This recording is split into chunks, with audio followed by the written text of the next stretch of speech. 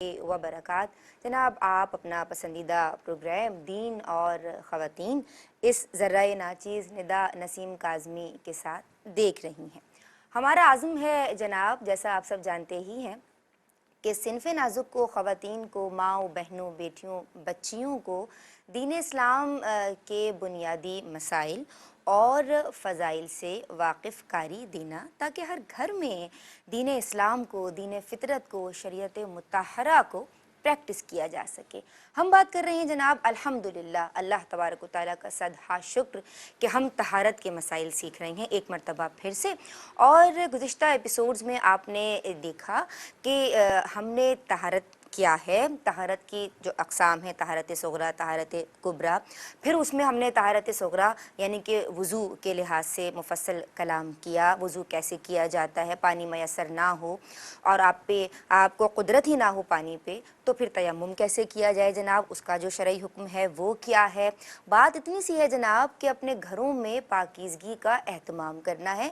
7 साल की उम्र के बाद से being a lady, being a mother, being a women, आपको अपने बच्चों को समझाना है कि बेटा तहारत और सफाई में क्या फ़र्क है। तुमने अपने से मैल कुचैल दूर कर लिया, कपड़े साफ़ हो गए, जिस्म साफ़ हो गया, लेकिन तहारत को हासिल करना शरीयत को मतलूब और मकसूद है। तो तहारत क्या है, शरई तरीके से कैसे चीज़ों को पाक किया जाए, इस ताल्लुक़ से कलाम हो रहा है। लेकिन तहारत के जो लुग़वी मायने हमने सीखे, वो सीखे नजासत को ख़ुद से दूर करना। तो जनाब, ये नजासत क्या है, आज इसकी अक़साम डिस्कस की जाएंगी और जो अक़साम है फिर हम उसको भी उसकी डिटेल्स में जाएंगे, ठीक है। तो जनाब, आज जो मेरे साथ मेहमान स्कॉलर्स हैं, माशाअल्लाह मुतादिद बार हमारे साथ आपने इन्हें सुना है और बहुत मुदल्लल और मुकम्मल गुफ्तगू फरमाती हैं। मेरी पहली मेहमान स्कॉलर आलिमा सोबिया शाकिर इनका नाम है। इन्हें सलाम अर्ज़ करते हैं। अस्सलामु अलैकुम। वालेकुम अस्सलाम वरहमतुल्लाह। मिजाजी गिरामी। अल्हम्दुलिल्लाहि रब्बिल आलमीन। हमारी जो दूसरी मेहमान स्कॉलर हैं, बड़ी बासलाहियत हैं और आप भी बहुत जामे और मुदल्लल कलाम फरमाती हैं। सलाम अर्ज़ कर रहे हैं आलिमा सदफ़ परवीन को। अस्सलामु अलैकुम। वालेकुम अस्सलाम वरहमतुल्लाह। आप खैरियत से हैं मेरी बहन? अल्हम्दुलिल्लाह। खुशामदीद कहते हैं आप दोनों को। और हम बात कर रहे हैं जनाब, तहारत हमने सीख लिया, हमने कोशिश की अपने तौर के हमारी माएँ बहनें सीखें, अपने बच्चों को सिखाएं कि तहारत क्या है। जब नजासत को ख़ुद से दूर करना है तो हम चाह रहे हैं कि वो नजासत भी सीख लें। तो नजासत की तारीफ़ समझाइए, इसकी अक़साम डिस्कस कीजिए। आऊज़ु बिल्लाहि मिनश शैतानिर रजीम, बिस्मिल्लाहिर रहमानिर रहीम। जैसे कि आपके कलाम से ही ज़ाहिर होता है कि नजासत और तहारत एक दूसरे की ज़िद हैं। तो लुग़त में हर किस्म की गंदगी को कहते हैं नजासत, लेकिन शरई एतबार से शरीयत ने जिन चीज़ों को हमें बताया कि ये नजासत हैं, वही नजासत हैं। तो शरीयत हमें ये तालीम फरमाती है कि नजासत की इब्तिदान 2 किस्में हैं, एक नजासत हकीकिया और दूसरी नजासत हुक्मिया। जी। नजासत हकीकिया उस नजासत को कहते हैं कि जिसका कोई हिस्सी वजूद हो, यानी हम उसे देख सकें, उसकी कोई स्मेल वगैरह हो, उसे छुआ जा सके, जैसे खून, पेशाब वगैरह, ये नजासत हकीकिया हैं। ठीक है। जबकि नजासत हुक्मिया से मुराद वो नजासतें हैं कि जिनका कोई हिस्सी वजूद ना हो, यानी उनका कोई कलर ना हो, उनकी कोई स्मेल वगैरह ना हो और उनको हम देख कर भी महसूस ना कर सकें। ठीक। जैसे बेवज़ू होना, बेगुसल होना। फिर नजासत हुक्मिया की मज़ीद 3 किस्में हैं। बेवज़ू होने की वजह से हम पर जो हालत तारी होती है, ये नजासत हुक्मिया है। इसी तरह किसी पर गुस्ल फ़र्ज़ होता है, यानी अगर कोई हालत जनाबत में है तो ये कहा जाता है कि इस पर भी एक तरह की नजासत हुक्मिया तारी है। और अय्याम मखसूसा में ख़वातीन पर जो हालत तारी होती है, ये भी नजासत हुक्मिया है। नजासत हकीकिया की भी मज़ीद 2 अक़साम की जाती हैं। एक नजासत को गलीज़ा कहते हैं और दूसरी नजासत खफीफ़ा होती है। ये मुख्तसर सा तारुफ़ अभी हम ज़हन में रखते हैं, इंशाल्लाह आगे तफ़सील आएगी। माशाअल्लाह, बहुत मुदल्लल जवाब मिला है हमें आपकी जानिब से, हम सब समझ गए, बड़े आसान अंदाज में मेरी बहन ने समझाया है। अब हम डिटेल में जाते हैं। जो तारीफ़ इन्होंने बताई है, जो अक़साम बताई हैं, नजासत गलीज़ा और नजासत खफीफ़ा, ये 2 बुनियादी अक़साम। गलीज़ा का क्या मतलब है आलिमा सदफ़ परवीन? आऊज़ु बिल्लाहि मिनश शैतानिर रजीम, बिस्मिल्लाहिर रहमानिर रहीम। नजासत गलीज़ा वो नजासत है जिसका हुक्म शरीयत में सख्त बयान किया गया है या जिसकी मामूली मकदार को भी शरीयत ने नज़रअंदाज ना किया हो, वो नजासत गलीज़ा कहलाती है। जैसे कि पेशाब है, बहता खून है, मुँह भर कै है, ये नजासत गलीज़ा कहलाती है। इसका हुक्म ये होता है कि अगर इसकी मामूली सी भी मकदार قلیل پانی میں گر جائے تو یہ کل پانی کو ناپاک کر دے گی. اچھا. اور اگر ہمارے یہ جسم یا لباس پر لگ جائے، اگر 1 درہم سے زائد ہے تو اس کا پاک کرنا فرض ہے. 1 درہم کے برابر ہے تو پاک کرنا واجب ہے، اور 1 درہم کے سے کم ہے تو سنت کریمہ ہے. اب اس کا مطلب کیا ہے کہ اگر فرض سے مراد کیا ہے کہ اگر آپ کے لباس پر نجاست غلیظہ 1 درہم سے زائد لگی ہوئی تھی اور اسی حالت میں آپ نے نماز شروع کر دی تو آپ کی نماز شروع ہی نہیں ہوگی. اور اگر نجاست غلیظہ درہم کے برابر لگی ہوئی تھی اور آپ نے نماز شروع کر دی تو آپ کی نماز ہو تو جائے گی لیکن واجب الاعادہ ہوگی. اچھا. اور تیسری صورت کہ اگر آپ نے آپ کے لباس وغیرہ پر یا جسم پر نجاست غلیظہ لگی ہوئی تھی اور وہ درہم کی مقدار سے کم تھی تو اسے صاف کرنا سنت کریمہ، یعنی اس میں بھی نماز ہو تو جائے گی لیکن اس کا اعادہ کرنا مستحب ہے. اگر اعادہ نہیں کیا تو نماز کے ثواب میں کمی واقع ہو جائے گی. اب یہ جو درہم کی مقدار ہم نے ذکر کی تو نجاست غلیظہ 2 طرح کی ہوتی ہے. ایک پتلی ہوتی ہے بہنے کی صلاحیت رکھنے والی جیسے کہ پیشاب ہے، بہتا خون وغیرہ ہے، اور ایک ہوتی ہے نجاست گاڑھی. تو ان دونوں کا حکم درہم کے اعتبار سے ذرا مختلف ہوتا ہے. نجاست غلیظہ اگر بہنے والی ہو تو اس میں جو درہم کی مقدار ہے وہ ہتھیلی کی گہرائی ہے. ہتھیلی کی گہرائی کا اندازہ ہم اس طرح کر سکتے ہیں کہ ہتھیلی کو خوب پھیلا کے اس پہ آہستہ سے پانی ڈالیں. اب جتنا پانی اس ہتھیلی میں رک جائے گا یہ 1 درہم کہلائے گا. تو اگر نجاست غلیظہ پتلی ہے تو اس میں 1 درہم کا اعتبار ہتھیلی کی گہرائی سے ہوگا، اور اگر گاڑھی ہے تو اس میں درہم کا اعتبار ہوگا وہ وزن کے اعتبار سے، یعنی 4.5 ماشا جو تقریباً 4 پوائنٹ سم تھنگ بنتا ہے یہ ہو جائے گا. پھر اس کے علاوہ جہاں ہم نماز پڑھ رہے ہیں اس جگہ کا بھی پاک ہونا ضروری ہوتا ہے. اس جگہ سے مراد کیا ہے کہ کیا پوری جگہ پاک ہو، جس جگہ ہم نے مصلی بچھایا تو ہم کہیں گے کہ ہم پاک جگہ پہ نماز پڑھ رہے ہیں. تو اس میں یعنی کم از کم جہاں ہم نماز میں کھڑے ہو کے اپنے قدم رکھتے ہیں وہ جگہ، اور جہاں نماز میں ہمارے اعضائے سجود لگتے ہیں یعنی پیشانی ہے، ناک ہے، دونوں ہاتھ ہیں اور قدم وغیرہ یعنی گھٹنے لگتے ہیں، تو کم از کم اتنی جگہ کا نجاست حقیقیہ قدر معنی سے پاک ہونا لازم ہے. یعنی وہی کہ 1 درہم سے زیادہ ہے تو نماز شروع ہی نہیں ہوگی، 1 درہم کے برابر ہے تو نماز کا اعادہ کرنا واجب ہوگا، اور 1 درہم سے کم ہے تو ہو تو جائے گی لیکن اس کا اعادہ کرنا مستحب ہے. اور اگر ہم نے جان بوجھ کے اس طرح کیا کہ نجاست غلیظہ 1 درہم سے زیادہ لگی ہوئی تھی، 1 درہم کے برابر لگی ہوئی تھی، تو پھر ایسا اگر ہم نے نماز پھر بھی پڑھ لی تو گناہ گار ہوں گے. اور بعض صورتوں میں کہ اگر آپ نے نماز کو ہلکا جانتے ہوئے کیا تو پھر سخت حکم بھی بیان کیا گیا ہے. اللہ تعالیٰ سے دعا ہے کہ وہ ہمیں نجاستوں کی پہچان حاصل کرنے اور ان سے بچنے کی توفیق عطا فرمائے. اللہم آمین. اس دعا کے ساتھ کہ اللہ تبارک و تعالیٰ، جیسے میری بہن نے بھی کہا، انہی کی بات کو آگے بڑھاؤں گی کہ اللہ تبارک و تعالیٰ طہارت حاصل کرنے کی، نجاستوں سے خود کو دور کرنے کی، ظاہریہ بھی اور جو باطنی نجاستیں ہیں ان سے بھی، اور جو ظاہری نجاست ہے اس میں بھی جو جس کا سخت حکم ابھی بتلایا گیا ہے نجاست غلیظہ، اس سے ہمیں بچنے کی توفیق، ویسے تو خفیفہ بھی لیکن ابھی ہم اس کی ڈیٹیل میں گئے نہیں ہیں، جا رہے ہیں. جناب مفتی صاحب ماشاءاللہ بہت فکری، اصلاحی، نفع بخش اور مکمل گفتگو فرماتے ہیں، اور الحمدللہ ہمیں ان کا ساتھ حاصل ہوتا ہے اور ہم ان سے رہنمائی لے رہے ہیں. ذی خیرت ذی وقار مفتی محمد مدنی رضا صاحب کو سلام عرض کر رہے ہیں، خوش آمدید کہہ رہے ہیں. السلام علیکم حضرت. وعلیکم السلام ورحمۃ اللہ. مزاج گرامی، اللہ کا بڑا کرم ہے. حضرت بات ہو رہی ہے نجاست کے تعلق سے، اور میری بہنوں نے، دونوں عالمات نے نجاست کی تعریف بیان کی، ہمیں اقسام سمجھائیں غلیظہ اور خفیفہ، اور پھر ہم نے نجاست غلیظہ کا جو سخت حکم ہے اس تعلق سے بھی سنا. آپ، میں چاہتی ہوں کہ اس حوالے سے مزید روشنی ڈالیں.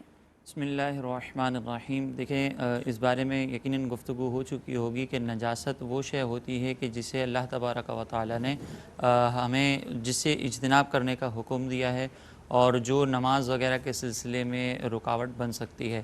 اب یہ پھر اس کی بھی مزید وضاحت کے ضمن میں یہ تفصیل آ چکی ہوگی کہ ابتدائی طور پر اگر وہ نجاست ایسی ہے کہ جس کو دیکھنا، سونگھنا، چھونا پاسبل ہے تو اس کو ہم کہتے ہیں نجاست حقیقیہ، اور اگر وہ ایک حالت اور کیفیت کا نام ہے جس کو نہ دیکھ سکتے ہیں، نہ چھو سکتے ہیں، نہ سونگھ سکتے ہیں، تو پھر اس کو نجاست حکمیہ کہا جاتا ہے.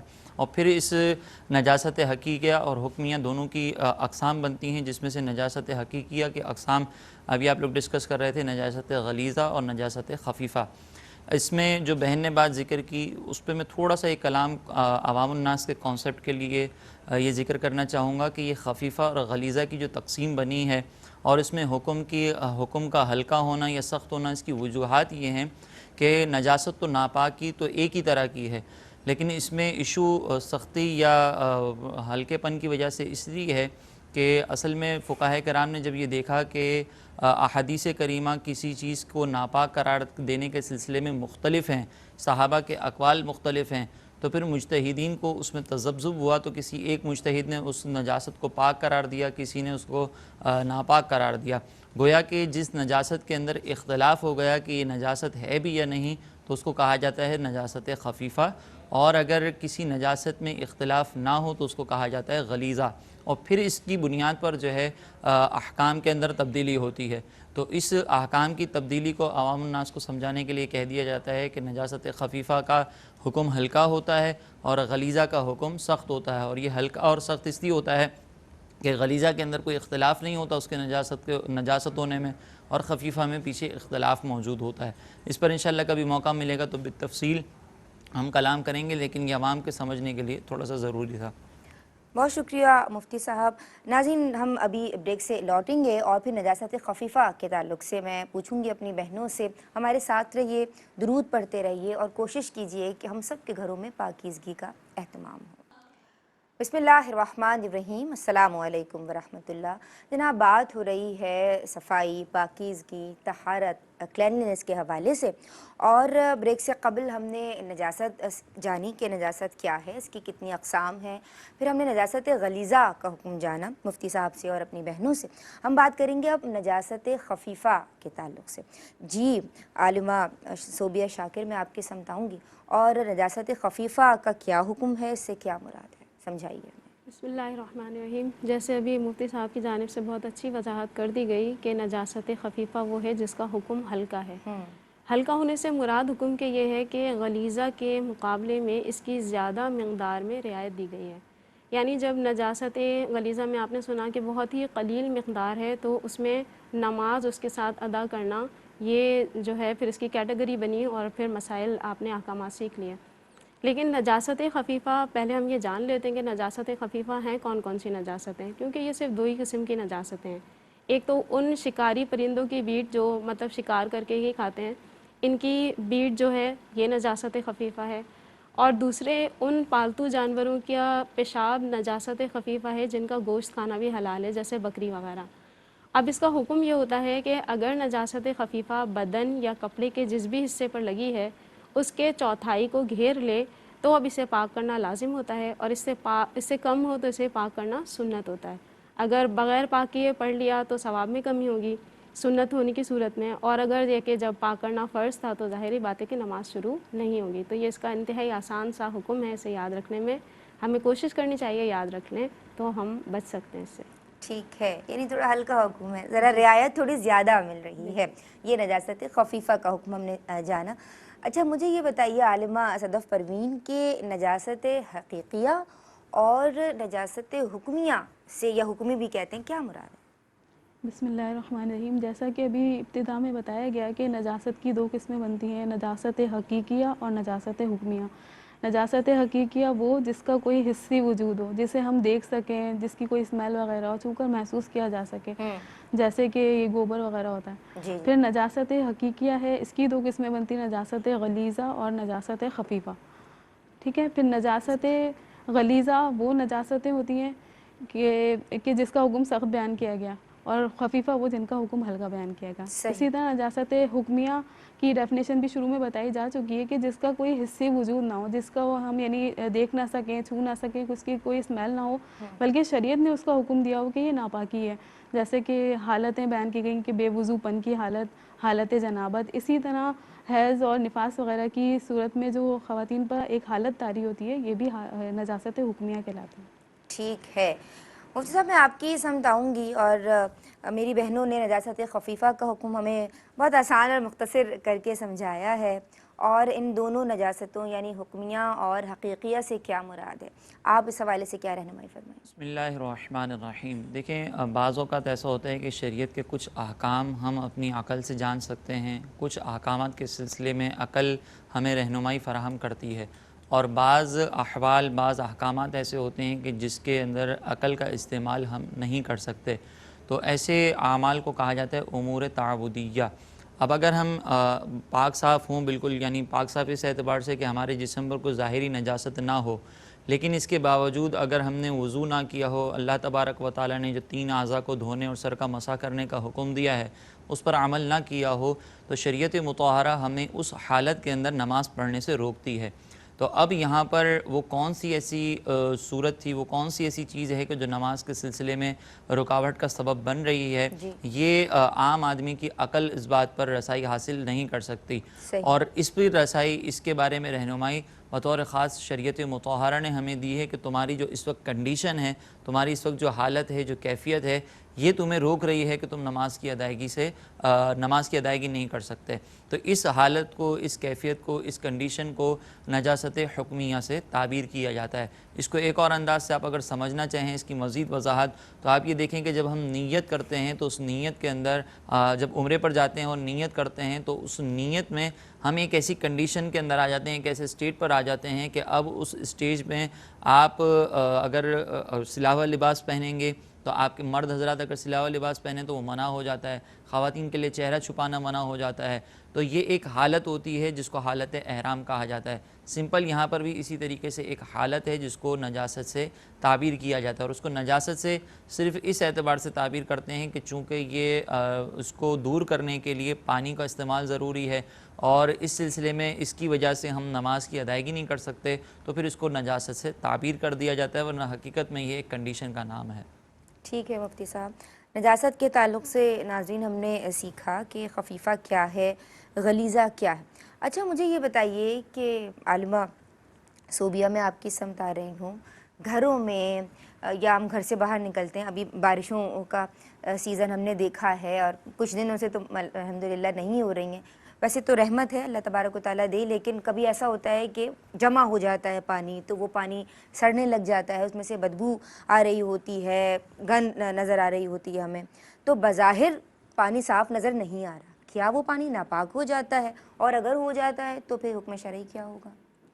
جی، اس سلسلے میں دیکھیں اللہ تبارک و تعالیٰ نے پانی کے بارے میں یہ فرمایا کہ وَأَنزَلْنَا مِنَ السَّمَاءِ مَاءً طَهُورًا، یعنی ہم نے آسمان سے پاک کرنے والا پانی نازل فرمایا۔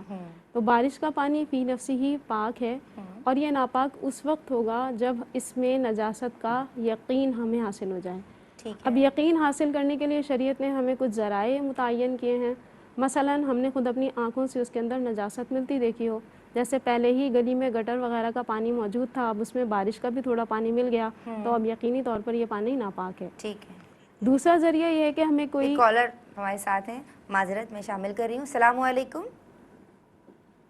میم مجھے جو نا جی بات کیجئے میری بہن، کیا نام ہے اور کیا سوال ہے؟ میں شمائلہ بات کر رہی ہوں۔ میرا سوال یہ ہے کہ ہم لیڈیز کی پانی کی جو شکایت ہوتی ہے اس کنڈیشن میں نماز پڑھ سکتے ہیں؟ اچھا جی ٹھیک ہے، بہت شکریہ آپ نے ہمیں کال کی۔ جی میری بہن۔ جی، دوسری صورت یہ ہو سکتی ہے اس میں ہمیں یقین حاصل کرنے کی کہ ہمیں کوئی نیک متقی پرہیزگار شخص جو جس کا ظاہر بھی باشرہ ہو، وہ یہ خبر دے کہ میں نے اپنی آنکھوں سے دیکھا ہے کہ یہ پانی ناپاک ہے، اس میں کچھ نجاست ملی ہے۔ اور تیسری صورت یہ ہو سکتی ہے کہ پانی کے اندر سے نجاست خود اپنی موجودگی کا پتہ دے رہی ہو، جیسے گٹر کا پانی ہوتا ہے تو اس کا کلر بھی، اس کی اسمیل بھی وہ دور دور تک پھیلی ہوتی ہے۔ گٹر ابل جاتے ہیں یوزلی، اب ہمیں کوئی ایسا شخص بھی نہیں مل رہا اور ہم نے خود بھی نہیں دیکھا، لیکن ہم گھر سے نکلے ہیں کسی کام سے اور وہ پانی ہمیں گندا نظر آ رہا ہے، تو کیا ہم سمجھیں؟ یہ دونوں چیزیں اگر نہیں بھی اس میں جو ہے اگر یہ بھی نہیں ہے کہ آپ نے اپنی آنکھوں سے نہیں ملتے دیکھا، کسی عادل شخص نے بھی گواہی نہیں دی، پانی میں سے گٹر وغیرہ کی اسمیل بھی نہیں آ رہی، تو ایسی صورت میں بھی شرعی حکم اس کا یہ ہے کہ ہمارے لیے پاک ہی ہے، اگرچہ رنگ اس کا کالا ہو گیا ہو یا جو ہے اس کے اندر سے پانی کے سڑنے وغیرہ کی اسمیل آ گئی ہو، کیونکہ جو چیز اگر نجاست اس کے اندر جب تک نہیں ملے گی ہم اسے پاک ہی شمار کریں گے، ٹھیک ہے۔ جب اگر اس کے دل نہ اندر گواہی دے کہ یہ پتہ نہیں کیسا اگر پانی دل گواہی نہ دے تو پھر اس سلسلے میں کر رہے ہیں کہ ہم اپنے اگر کپڑوں وغیرہ پہ چھینٹیں آ گئے تو ان کو دل کے اطمینان کے لیے پاک کر سکتے ہیں، لیکن شرعاً یہ بالکل پاک ہی ہے۔ اچھا شرعاً۔ مفتی صاحب اس حوالے سے میں چاہتی ہوں کہ آپ رہنمائی فرمائیے، گلیوں میں یا ہم دیکھتے ہیں کہ سڑکوں پہ پانی جمع ہو جاتا ہے، خواتین وہاں سے گزر رہی ہیں، مرد حضرات گزر رہے ہیں، نماز کے لیے جا رہے ہیں، کپڑے خراب ہو گئے تو ایک وساوس آ جاتے ہیں، تو میں چاہتی ہوں کہ آپ بھی سمجھائیے۔ کالر بھی ہمارے ساتھ ہیں جی، السلام علیکم۔ وعلیکم السلام۔ جی میری بہن، کیا نام ہے، کیا سوال ہے آپ کا؟ میں مسز محمود بات کر رہی ہوں، جی مسز محمود، کراچی سے۔ کیسی ہیں آپ؟ بھی ہماری ریگولر کالر تھی۔ اللہ کا شکر. آپ کیسی ہو اللہ بیٹا؟ کا شکر, خیریت ہے اللہ کی, بڑی مہربانیاں ہیں. آپ کیا سوال لے کر آئی ہیں یہ بتائیے؟ طبیعت میں سے بیٹا ٹھیک ہے یہ آپ کی؟ سوال لے کر میں طبیعت یہ ٹھیک ہے سوال آپ لے کی؟ کر آئی ہوں کہ یہ جو بچے کی نجاست ماؤں کے کپڑوں پر لگ جاتی ہے اچھا, تو یہ مائیں جو ہے نا صرف ہاتھ گیلا کر کے نماز پڑھ لیتی ہیں, تو کیا یہ جائز ہے یا پھر کپڑوں کو چینج کرنا چاہیے یا دھونا چاہیے؟ اچھا, ٹھیک ہے جی, بہت شکریہ مسز محمود نے ہمیں کال کی. ناظرین, اس موقع پہ ہم ایک بریک لے رہے ہیں, درود پڑھتے رہیے, اور ہم سیکھ رہے ہیں جناب نظافت کے تعلق سے, ہم سیکھ رہے ہیں طہارت کے تعلق سے. نجاست سیکھیں گے تبھی تو طہارت حاصل ہوگی. ہمارے ساتھ رہیے اور درود پڑھتے رہیے. بسم اللہ الرحمن الرحیم. السلام علیکم ورحمۃ اللہ وبرکاتہ. جناب ہم طہارت کے حوالے سے کلام کر رہے ہیں, اور آج ہم نجاستوں کو سیکھ رہے ہیں, سمجھ رہے ہیں نجاست کیا ہے, اس کی کتنی اقسام ہیں. اس حوالے سے آپ کی کالز بھی شامل کر رہے ہیں. بیسیکلی دین اسلام ظاہری حیت کی عمدگی, خوش اسلوبی اور ہمارے طور اتوار کی پاکیزگی, ہمارے لباس کی عمدگی اور صفائی کا, ستھرائی کا, پاکیزگی کا ہم سے تقاضا کرتا ہے. یہ کیسے ممکن ہے؟ جب ہم طہارت کے مسائل سیکھیں گے تبھی تو ہم جناب سمجھ سکیں گے نا. مجھے یہ بتائیے عالمہ صوبیہ, میں نے آپ سے بات کی, مفتی صاحب کی بات مکمل ہو گئی تھی آپ کی؟ مفتی صاحب کی بات مکمل ہو گئی تھی؟ نہیں, ابھی تو شروع ہی نہیں ہوئی تھی. ابھی آپ تک؟ اچھا ٹھیک ہے, آپ تک بھی میں یہ سوال لے کے آؤں گی, لیکن مجھے ابھی یہ بتائیے کہ کسی ناپاک چیز سے اگر ہمارا لباس مس ہو جاتا ہے تو اس کا حکم کیا ہوگا؟ لیکن اس سے قبل آپ جو بات کر رہی تھیں گلیوں پہ جو پانی وانی جمع ہو جاتا ہے, اس حوالے سے میں چاہتی ہوں تھوڑی اور ڈیٹیل ہمیں دے دیں. جی, تو اب اگر پانی ہے جیسے گلی میں جمع ہوا ہے, یا ہم کہیں گلی سے گزر رہے ہوتے ہیں, کسی کی چھت سے پانی گر رہا ہے, تو اس میں ہمیں ناپاکی کا یقین حاصل نہیں ہوتا. لہٰذا اگر ایسے کسی پانی کی چھینٹیں وغیرہ آ جائیں ہمارے لباس پر تو شرعی طور پر وہ پاک ہی ہے, اور اطمینان قلب کے لیے آپ چاہیں تو اسے صاف کر کے نماز ادا کر سکتے ہیں. ٹھیک ہے, مجھے یہ بتائیے کہ ناپاک چیز سے لباس مس ہو گیا, اب کیا شرعی حکم ہوگا؟ بسم اللہ الرحمن الرحیم. اگر نجاست کا اثر ظاہر ہے تو پھر دیکھیں گے کہ نجاست کون سی ہے, غلیظہ ہے یا خفیفہ. اگر خفیفہ ہے تو اگر اس میں لباس یا جسم کی چوتھائی کا اعتبار ہوتا ہے. اگر مثلا آستین ہے, آستین کی چوتھائی کو اس نے گھیر لیا ہے, تو پھر ہم کہیں گے کہ اس کو پاک کرنا لازم ہے, ورنہ اگر اس سے کم ہے تو مستحب ہوگا.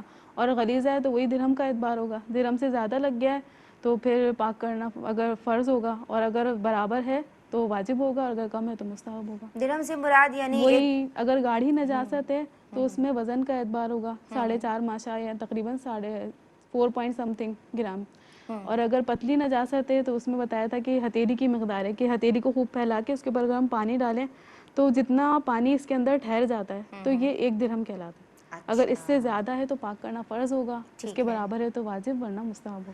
صحیح. مفتی صاحب ہم نے سوال آپ تک پہنچایا بھی تھا اور پھر بریک آ گئی تھی. مجھے یہ بتائیے کہ گلیوں پہ اور سڑکوں پہ ہم دیکھتے ہیں کہ بارش کا پانی جمع ہو جاتا ہے, اور نہ بھی جمع ہو جناب تو اب تو کہیں پہ گٹر ابل رہے ہیں یا اس طرح کی ہم دیکھتے ہیں کہ کنڈیشنز ہوتی ہیں.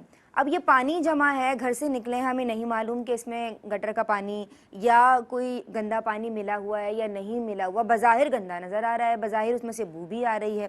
حکم شرعی کیا ہوگا؟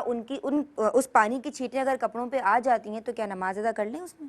بسم اللہ الرحمن الرحیم. دیکھیں, اس میں تفصیل تو ہماری بہن نے ذکر کر دی. آپ نے جو سوال پوچھا تھا اس میں ایک حصہ یہ تھا کہ اگر ہمارا دل مطمئن نہ ہو کہ یہ تو ناپاک ہے, اب کیسے اس پہ کریں, پتہ نہیں پاک ہے ناپاک ہے. جی تو دیکھیں, اس میں دل کا اطمینان اگر جب شریعت ہمیں اجازت دے رہی ہے تو وہاں پر اگر دل مطمئن نہیں ہو رہا تو یہ ہمارے دل کا مسئلہ ہے. اگر آپ پھر بھی شریعت کی رعایت کے باوجود خود اگر کوئی تکلف کرنا چاہتے ہیں اور اس میں آپ چاہتے ہیں کہ اس کو پاکی حاصل کر لیں تو پھر اس میں کوئی حرج نہیں ہے, آپ بالکل کر سکتے ہیں اور کر لیں, اور اچھا ہے کہ دل کو تسلی ہو جائے. لیکن اگر یہ دل کے وسوسے بار بار آ رہے ہیں تو پھر یہ وسوسہ شیطانی طور پر تو ہو سکتا ہے, اللہ تبارک و تعالیٰ کی طرف سے ایسا کوئی حکم نہیں ہے. بعض اوقات شیطان اس طرح کی باتوں میں الجھا کر ہمیں دین سے متنفر کرنے کی ابتدا کرتا ہے. پہلے اس طرح کی ہم کوششیں کرتے ہیں کہ یار میرا دل مطمئن نہیں ہو رہا, اور پھر ہو سکتا ہے کہ آپ کا دل مطمئن نہ ہو, آج تو آپ پاک کر لیں گے لیکن اگلی دفعہ شیطان پھر آپ کو سستی دلائے گا کہ پتہ نہیں پاک ہے ناپاک ہے, اور پھر پاک کرنے کون جائے گا, پھر کون نماز پڑھے گا, تو چلو نماز چھوڑ دو, حالانکہ وہ چیز پاک تھی. تو جب شریعت نے اس کی پاکی کا حکم دیا ہے اور آپ کا دل مطمئن نہیں ہے ایک آدھ دفعہ اگر اس طرح کا مسئلہ ہو رہا ہے تو پھر ٹھیک ہے، لیکن اگر آپ کی یہ عادت بن جائے گی تو پھر یہ عادت آپ کو سستی اور کاہلی کی طرف لے جا کر شیطان کی اتباع میں نہ لگا دے. لہٰذا اس دل کو مطمئن کرنا ضروری ہے، کیونکہ شریعت نے اس کو پاک قرار دیا ہے. اب ہمارے دل کا کوئی اعتبار نہیں ہے. ٹھیک ہے ٹھیک ہے، تو اب دل کو سمجھا کے رکھیں. اور کوئی ناپاک چیز اگر ہمارے لباس سے مس ہو جائے تو کیا کریں؟ اچھا، ناپاک چیز اگر لباس سے مس ہو جاتی ہے نا، تو پہلے تو یہ دیکھیں کہ وہ ناپاک چیز تر ہے یا خشک ہے. اگر تو خشک ہے تو اس کے لباس سے مس ہونے پر ہمارے لباس پہ کوئی فرق نہیں پڑے گا، کیونکہ وہ تو خشک ہے، اس کی تری ہمارے لباس تک پہنچ نہیں سکتی. اور اگر بالفرض وہ تر ہے تو پھر یہ دیکھیں گے کہ اس کی جو نجاست اس پر موجود ہے وہ نجاست ہمارے لباس تک منتقل ہوئی بھی ہے یا نہیں ہوئی. اگر وہ نجاست کا اثر ہمارے لباس پر منتقل ہوا ہے تب جا کر وہ جس مقام پر وہ تری لگی ہے وہ مقام ناپاک ہوگا، اور پھر اس کو لباس کو پاک کرنا ہوگا. اور اس کی تفصیل ہماری بہن نے ذکر کی کہ اگر درہم کے برابر ہوگا تو واجب ہے، درہم سے زیادہ ہوگا تو فرض، درہم سے کم ہے تو اس میں رعایت ہوگی کہ سنت ہے پاک کر لیں تو ٹھیک ہے. اور اگر وہ نجاست خفیفہ لگی ہے تو پھر وہ جس مقام پر لگی ہے اس کے چوتھائی کا اعتبار کریں گے. ٹھیک ہے. اچھا میری بہن، کالر نے سوال کیا شمائلہ نے کہ خواتین کو جو پانی کی شکایت ہو جاتی ہے تو اب حکم شرع کیا ہوگا نماز کے لیے؟ جی دیکھیے، جیسا کہ میں نے ابتداء میں عرض کیا تھا کہ نجاست حقیقتاً وہی شے ہے جسے ہمیں شریعت نے بتایا ہے کہ یہ نجاست ہے، اور اس کے ساتھ وہ عبادات جن میں طہارت شرط ہے وہ آپ ادا نہیں کر سکتے. پھر مقدار کا بھی ذکر ہو گیا، اقسام کا بھی ذکر ہو گیا. تو دراصل جو ہے نجاست غلیظہ وہ قسم کی نجاستیں ہوتی ہیں جو ہمارے جسم سے نکلنے والی نجاستیں ہوتی ہیں، تو ان کو چاہیے کہ ان کی معرفت حاصل کریں. بہرحال فقہا نے یہ جو مطلب پانی کی شکایت وغیرہ کا مسئلہ ہوتا ہے، اس پانی کو پاک شمار کیا ہے، لہٰذا اس کے نکلنے سے وضو بھی نہیں ٹوٹتا، اور اگر یہ کپڑوں وغیرہ پر لگ جائے تو کپڑے بھی ناپاک نہیں ہوتے ہیں. اچھا مجھے یہ بتائیے کہ عالمہ صدف، ایک کال لے لوں پھر ایک سوال ہے. السلام علیکم جی، کون ہے ہمارے ساتھ؟ ہیلو. السلام ہاں علیکم. جی، وعلیکم السلام. جی کیا نام ہے اور کیا سوال ہے آپ کا؟ ٹھیک ہے، شکر الحمدللہ. خوش آمدید کہتے ہیں، سوال کیجئے. تو آج یہ ہے کہ عورت کو کفن کا کتنا کپڑا لگتا ہے؟ ٹھیک ہے جی، ہاں جی. ٹھیک ہے، بہت شکریہ جی، آپ نے ہمیں کال کی. عورت کے کفن میں کتنا کپڑا لگتا ہے. مسز محمود نے پوچھا بچوں کی نجاست کپڑوں پہ لگ جاتی ہے، اور ہم نے یوزولی ایک پریکٹس دیکھی ہے ماؤں کی کہ ذرا سا ہاتھ لیا اور ایسے کر لیا. اور اچھا مجھے پہلے یہ، میں مفتی صاحب سے بھی پوچھوں گی یہ سوال کہ پہلے خواتین کو معلوم تو ہو کہ کون بچوں کی جو نجاست ہے، جو الٹیاں قے کر دیتے ہیں پوری پوری، یا دودھ جو پھٹا ہوا نکالتے ہیں وہ نجاست ہے بھی یا نہیں. اچھا، اور پھر وہ ہاتھ سے اگر صاف کر کے نماز پڑھنے کھڑی ہو رہی ہیں تو یہ صحیح کر رہی ہیں؟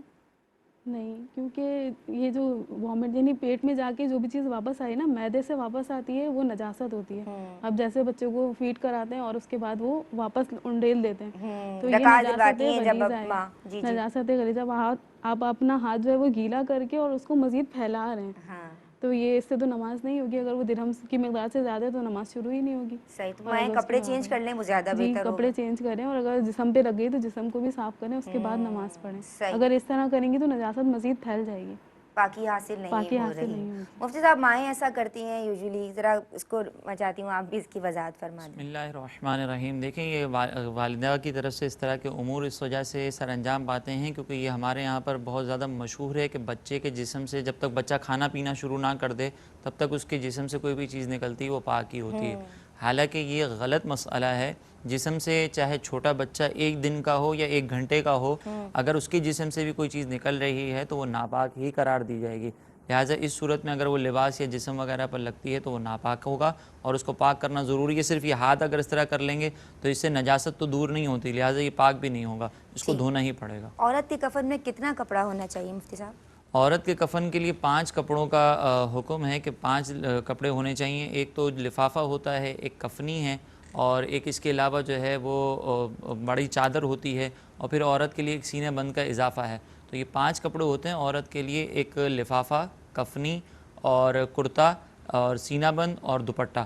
یہ 5 کپڑے ہیں جو عورت کے کفن کے لیے ضروری ہوتے ہیں. ان کی پیمائش کا بھی کوئی اعتبار ہے یا صرف 5 عدد ہونے چاہیے تعداد کے لحاظ نہیں، سے؟ ان کی پیمائش کا بھی اعتبار ہے کہ کون سا کتنا ہوتا ہے. اچھا. جیسے مثال کے طور پر لفافہ ہے تو وہ قد سے تھوڑا سا زیادہ ہونا چاہیے، پیر اور سر کی طرف سے. اور پھر جو کرتا ہے وہ سر تک ہوتا ہے. دوپٹہ جو ہے وہ سینے تک ہوتا ہے، گھٹنے کے نیچے تک. اور جو اپنا سینہ بند ہے وہ سینے تک ہوتا ہے. تو یہ 5 اعتبار جی۔ سے اور اس کی یہ سائز عورت ہوتی کے قد کے اعتبار سے پھر جی، عورت کے- پیمائش ہو۔ جی، جی، صحیح، جی۔ بہت شکریہ مفتی صاحب آپ کا۔ عالمات میں آپ دونوں کی، صوبیہ آپ کی، صدف آپ کی، آپ دونوں کی بہت ممنون ہوں۔ ناظرین آپ لوگوں کا بہت شکریہ، آپ لوگ پروگرامز ہمارے دیکھتے ہیں، ہمیں کالز کرتے ہیں، سراہتے ہیں۔ پروردگار آپ سب کو سلامت رکھے، آپ کے گھروں کو آباد رکھے، خیر کے ساتھ، عافیت کے ساتھ، راحتوں کے ساتھ، برکتوں کے ساتھ، اور میری پوری ٹیم پہ اپنی رحمتوں کو تمام فرمائے۔ فی امان اللہ۔ السلام علیکم ورحمۃ اللہ۔